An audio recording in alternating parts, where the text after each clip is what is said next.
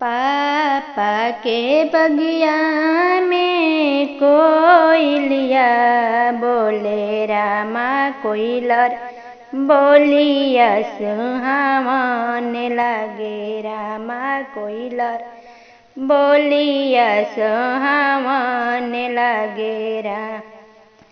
हो तबिनु सरवा कोयलर बिदैया मांगे। रामा कोयलर बोलिया सुहावन लागे। रामा कोयलर बोलिया सुहावन लागे।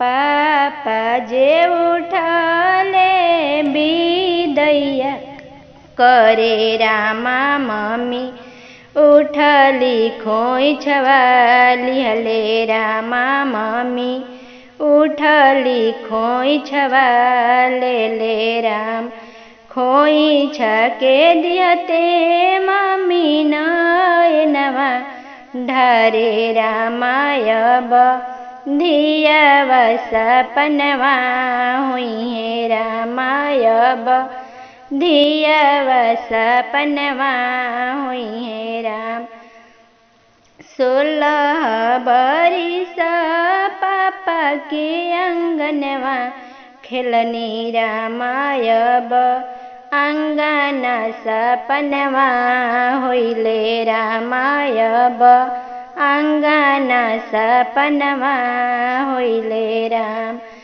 16 बरिस मम्मी के गोदिया खेलली। रामायब गोदिया सपनवा होइहे। रामायब मम्मी सपनवा होइहे। रामायब गोदिया सपनवा होइहे। राम पापा के बगिया कोयलरिया बोले। रामा कोयलर बोलिया सुहावन लगे। रामा कोयलर बोलिया सुहावन लगे।